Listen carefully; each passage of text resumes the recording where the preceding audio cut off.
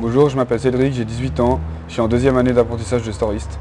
Bonjour, je m'appelle Olivier, je suis en première année de polybâtisseur spécialisation storiste. Bonjour, je m'appelle Umberto, j'ai 33 ans et je suis storiste depuis bientôt 10 ans. J'ai connu ce métier par un stage à l'école, en fin de 9e au cycle, puis voilà, ça m'a plu et puis je suis resté dedans. Ce qui m'a plu, c'est la liberté, le déplacement, le contact avec les gens. J'ai fait plein de stages avant d'être storiste, donc j'ai passé par plomberie, par maçonnerie, par pas mal de métiers techniques. Et ce qui m'a plu vraiment dans le storiste, c'est un métier qui ne reste jamais au même endroit longtemps. On bouge toute la journée en ville, c'est vraiment très varié. Quand j'ai fini le cycle, j'ai fait 2 ans d'apprentissage d'électricien. Bon, ça n'a pas allé, donc j'ai arrêté. Après, j'ai commencé directement à travailler. J'ai fait agent de sécurité pendant 6 ans. Puis voilà, je me suis dit qu'il fallait quand même avoir un CFC, et puis mais voilà. Tu tiens là.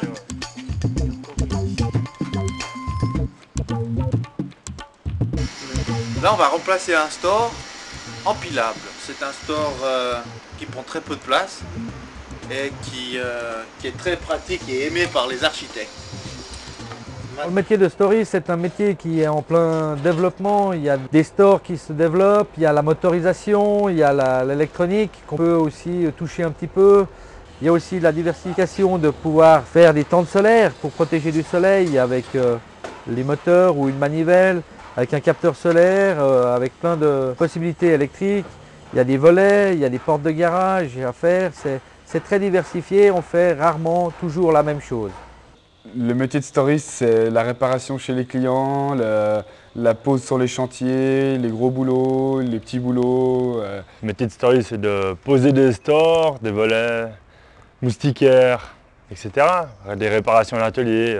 Ce qui est bien, c'est que tu as pas mal de choix, tu as plusieurs types de stores, tu as plusieurs possibilités de pose, tu as plein de possibilités. C'est ça qui, tous les jours, tu apprends un peu et c'est ça qui est beau, quoi. Quand on se lève le matin, on ne sait pas où on va, on ne sait pas ce qu'on fait. On va chercher les bons dans l'appel et puis on part chez les clients. On peut partir à Cessy ou au Petit Lancy. C'est ça qui est bien, quoi. Puis bon, il faut être quand même assez débrouillard parce que souvent il y a des choses qui ne vont pas, puis il faut s'adapter. La formation, c'est un plein temps dans l'entreprise. Et 1 à 2 semaines par mois à l'école à Châtel-Saint-Denis, au centre Polybat. Donc on fait de la théorie, de la pratique, on fait un peu de tout. Les cours, ça se passe pas mal sur la base, sur tout ce qu'on a fait au cycle. Il y a pas mal de mathématiques, de calcul de surface, de logique. Et puis surtout la connaissance des matériaux, connaissance professionnelle, ça se passe surtout en entreprise. Ça nous aide aussi pour l'école.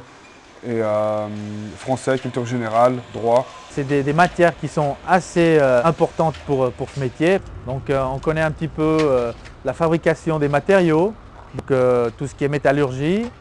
On a des cours de français, on apprend aussi à travailler avec les machines. Et les cours ils sont assez variés aussi, hein. On a du dessin, on a des maths, on a du français, on a des connaissances des matériaux, donc ça englobe la métallurgie, les machines, système de pose, par exemple aussi tout type de béton ou alors tout type de fixation, tout ce qui est quincaillerie, on va dire entre vis, visserie, fixation, les plusieurs qualités de métal, tout ça pour savoir vraiment les utiliser dans les endroits les plus adéquats. Et la pratique, pour l'instant, on a eu construction d'une échelle de fer-blanc entier, montage d'un échafaudage. On a eu beaucoup de cours sur la sécurité. Alors dans l'apprentissage, c'est vrai que peut-être qu'à des moments, on a peut-être des doutes de se dire on va y arriver, je ne vais pas y arriver. Il faut surtout persévérer parce que c'est vrai que si on écoute beaucoup au cours et puis qu'on est intéressé et puis qu'on travaille aussi bien en entreprise, ça aide à faire beaucoup de choses, ça nous aide à comprendre les choses. Si on suit les cours et on travaille correctement en entreprise, il n'y a aucun souci pour faire un apprentissage de storiste. Où c'était le plus dur au début, c'est qu'on rentre dans quelque chose qu'on ne connaît pas du tout. Alors du coup, il faut apprendre sur le tas chez les clients comme ça, mais de toute façon, il y a les collègues comme ça qui sont là. Quand on se lance, ouais, c'est pas mal, il faut tenir le coup, mais c'est pas mal. Là, j'ai fini ma deuxième année, je vais passer mon CFC l'année prochaine.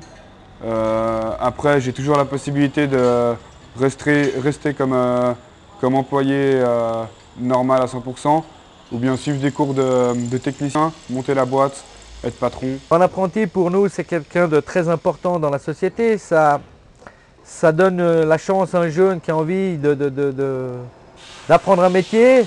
Et c'est surtout aussi une image, je dirais, pour la société. Être une entreprise formatrice, c'est aussi bénéfique, je ne le cache pas, pour les entreprises.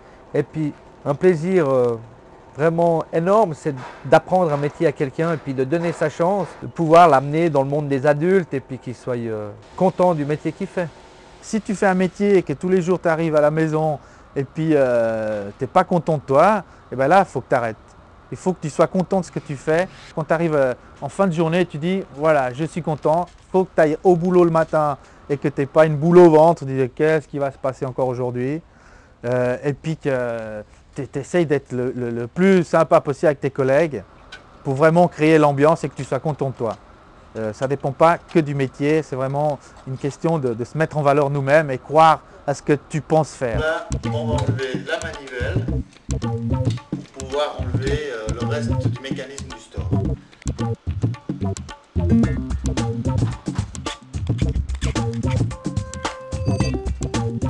Ouais, c'est bon. Ouais. Ouais.